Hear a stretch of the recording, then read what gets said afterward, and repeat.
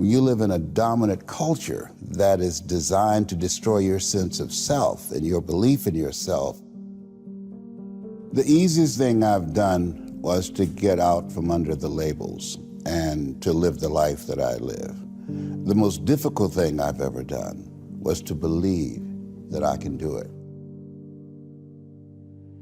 Between ages 0 and 5, we determine what's available to us and what's not available to us. And so that was a defining moment. I knew there are certain things I could not do, certain places I could not go. They used to have signs on Miami Beach that said, Jews, dogs, and coloreds not allowed. And so now you have to operate within the constraints of the dominant society and the things that they've created for you. And it's a challenge to see yourself beyond that and to work to get outside of that, even after those laws have changed, because that has become so much a part of you.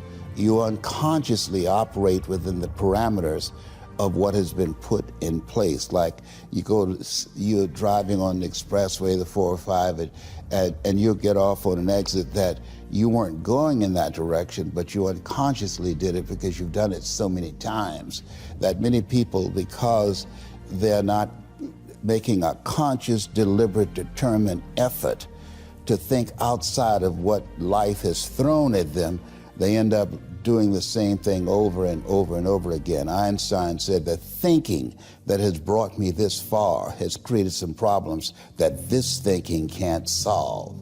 And so through relationships, through reading, through studies, through goals and dreams beyond your comfort zone, it allows you to begin to live out of your imagination as opposed to out of your history. Disney said, the imagination is a preview of what's to come.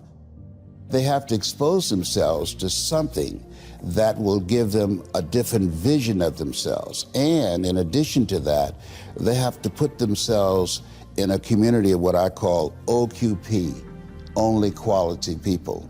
A gentleman who dramatically transformed my life, I was a junior at Booker T. Washington High School in Miami, Florida, and I went in his class looking for another friend, and he said, go to the board and work this problem out for me. I said, sir, I can't do that. He said, why not? I said, I'm not one of your students. He said, do it anyhow. And the other kids started laughing, saying, he's Leslie, he's DT. And he said, what's DT? His brother is smart, but he's the dumb twin. And I said, I am, sir. And he came from behind his desk and he pointed at me and said, don't you ever say that again. Someone's opinion of you does not have to become your reality. And he taught me 3 things. He said, if you want to become successful in life, young man, he said, number 1, you got to change your mindset. He said, you don't get in life what you want, you get in life what you are. Number 2, practice OQP, only quality people. You earn within $2,000 to $3,000 of your closest friends. I found that out. I left all my broke friends. I said, y'all got to go. Because I used to be so broke, I'd pass the bank and trip the alarm, you know?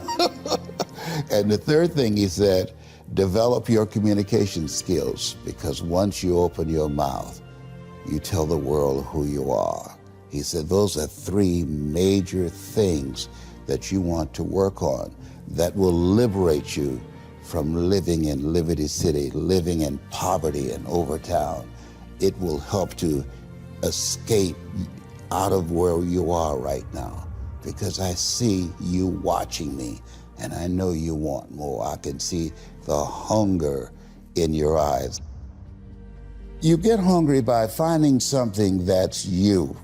I believe that all of us are born unique, but most of us die copies. You got to find out what is it that turns you on, what resonates with you. One of the things that I realized and what allowed me to become successful as a speaker, the speaking industry has been hijacked by people who speak to sell, and it's okay to do that and make money. I speak to change lives because somebody spoke and changed my life. So this is my passion. This is my drive. This is something that I feel in my heart. And so the key to that hunger-driven life is a heart-centered life. I didn't do what I'm doing for years because of my programming, because of the culture in which I was raised in. I would see other people with degrees and PhDs and MBAs and credentials I don't have, and I convinced myself I couldn't do it. But Mr. Washington, on that day, we became friends, and he taught me not only someone's opinion of you does not have to determine your reality. He said that you have to work on yourself, and you have to have an unstoppable attitude, and no excuse is acceptable, and you got to make it a priority, a non-negotiable in your life, and hold a constant vision of what it is you want to achieve.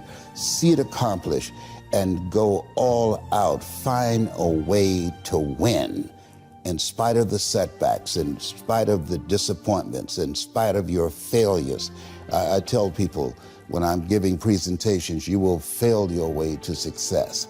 I have a saying, as life knocks you down, try and land on your back, because if you can look up, you can get up. And so those experiences of going after goals that's beyond your comfort zone, and having relationships that will challenge you, and surrounding yourself with coaches and mentors who can take you to a place within yourself that you can't go by yourself, because you can't read the label when you're locked in the box.